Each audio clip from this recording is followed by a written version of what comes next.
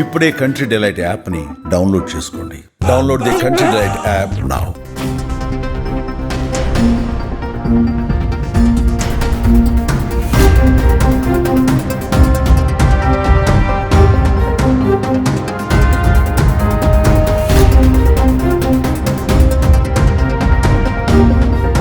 Tuni rural పరిధిలో ఏదైతే ఒక మైనర్ బాలికను గవర్నమెంట్ హాస్టల్ నుంచి తీసుకెళ్లి పాటు చేయడం జరిగిందో తాటక నారాయణరావు అనే వ్యక్తిని తుని రూరల్ పోలీస్ స్టేషన్లో నిన్న సాయంత్రం అరెస్ట్ చేయడం జరిగింది. మెడికల్ చెకప్లు అన్నీ అయిన తర్వాత రాత్రి 10:30 తర్వాత ప్రాంతంలో మ్యాజిస్ట్రేట్ వారి ముందు హాజరుపరచుటకు తుని తీసుకువస్తుండగా సదరు వ్యక్తి ఈ కోమట చెరువు సమీపంలోకి వచ్చిన తర్వాత బాత్రూమ్కి వస్తుందని చెప్పి దిగి సడన్గా చెరువులో దూకినట్లు తెలిసింది. ఈ విషయమై నాకు తుని రూరల్ ఎస్ఐ గారు 11:30, 11 ఆ టైంలో నాకు ఫోన్ చేశారు. అర్జెంటుగా రండి సార్, ఇలా ముద్దాయి ఎస్కేప్ అయ్యాడు, చెరువులో దూకాడని. వెంటనే నేను ఫైర్ డిపార్ట్మెంట్ని తీసుకొచ్చి రాత్రి 12:30 వరకు ఈ చుట్టుపక్కల అంతా కూడా వెతికాము.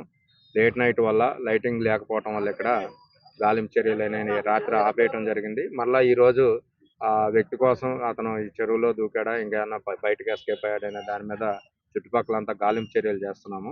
దీని మీద తుని రూరల్ పోలీస్ వారు దర్యాప్తు చేస్తున్నారు. 13 సంవత్సరాల మైనర్ గర్ల్ని సెక్సువల్గా అబ్యూజ్ చేసినటువంటి నారాయణరావు అనే వ్యక్తిని నిన్న ఉదయం వచ్చిన కంప్లైంట్ మీద అరెస్ట్ చేసి 5 గంటలకి అరెస్ట్ చూపించి కోర్టుకి ప్రొడ్యూస్ చేసే క్రమంలో ఫార్మాలిటీస్ అన్ని పూర్తి చేసి రాత్రి 10 గంటల టైంలో అతన్ని కోర్టుకి ఎస్కార్ట్ తీసుకువెళ్తూ ఉండగా దారిలో కోమటి చెరువు దగ్గర, ఈ సాయి వేదిక దగ్గరలో కోమటి చెరువు దగ్గర నేచర్ కాల్స్కి వెళ్ళాల్సి ఉందని అతను రిక్వెస్ట్ చేస్తే ఎస్కార్ట్ వాళ్ళు జీప్ ఆపారు.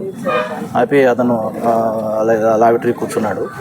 అయితే ఈ లోపల గట్టిగా వర్షం పడుతుండడం వల్ల వీళ్ళు కానిస్టేబుల్స్ కొద్దిగా దూరంగా వెళ్ళి చెట్టు కింద నిల్చున్నారు. ఈ లోపల వాల్ ఆఫ్ షడన్ అతను పరిగెత్తుకుంటా వెళ్ళి చెరువులో దూకినట్టుగా చెప్తున్నారు వాళ్ళు. వీళ్ళు కూడా ఇమీడియట్గా చెరువులో దూకి రెస్క్యూ చేయడానికి ప్రయత్నం చేశారు. కానీ చెరువు బాగా లోతుగా ఉండడం, పెద్దగా ఉండడం వల్ల అతను ట్రేస్ కాలేదు. రాత్రి మేము కూడా వచ్చి ఈ ఫైర్ వాళ్ళు కూడా పిలిపించి వెతికిచ్చాం, కానీ దొరకలేదు. ఇప్పుడు గజేతగాళ్ళు పిలిపించి చెరువు అంతా జల్లెడ పెడితే బాడీ ట్రేస్ అయింది. అతను చేసిన దానికి పశ్చాత్తాపంతో అతను సిగ్గుపడి బస్ ఆత్మహత్య ప్రయత్నం చేసి ఉండొచ్చు, లేదా యాక్సిడెంటల్గా పడిపోయి ఉండొచ్చు అని భావిస్తున్నాను.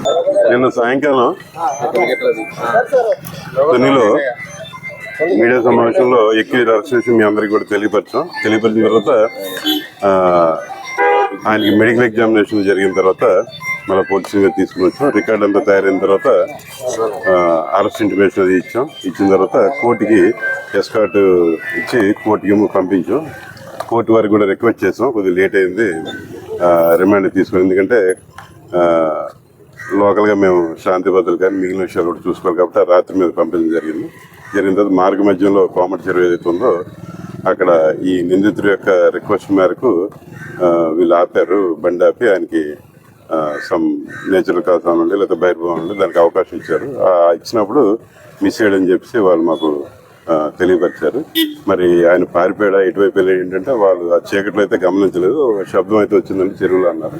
కాబట్టి మ్యాక్సిమం చెరువు అని చెప్పేసి వెంటనే నేను మన అతుని రూరల్ సీఏ గారు, టౌన్ సీఏ గారు వచ్చి ఏరియా అంతా కూడా పరిశీలించడం జరిగింది. అలాగే ఫైర్ సర్వీస్ వారికి కూడా ఆ టైంలో మనం ఇన్ఫర్మేషన్ ఇచ్చాం, వారు కూడా వచ్చారు. కానీ ఆ టైంలో పూర్తి స్థాయిలో ఆ వాతావరణం అనుకూలించుకో వాళ్ళైతే చేయలేదు. అంటే అప్పుడు ఇంకా పూర్తిగా చెరువులోనా లేకపోతే చుట్టుపక్కల ఎక్కడ ప్రాంతం నుంచి కన్ఫర్మ్ కూడా కాలేదు మాకు.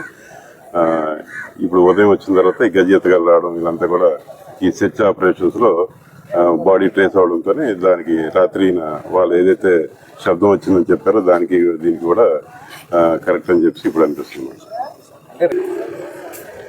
నేచురల్ కాజ్ అన్నది అది కూడా ఒక రకమైన హ్యూమన్ రైట్, అది కూడా ఒక రకమైన మనం దాన్ని నిరాకరించడానికి లేదు.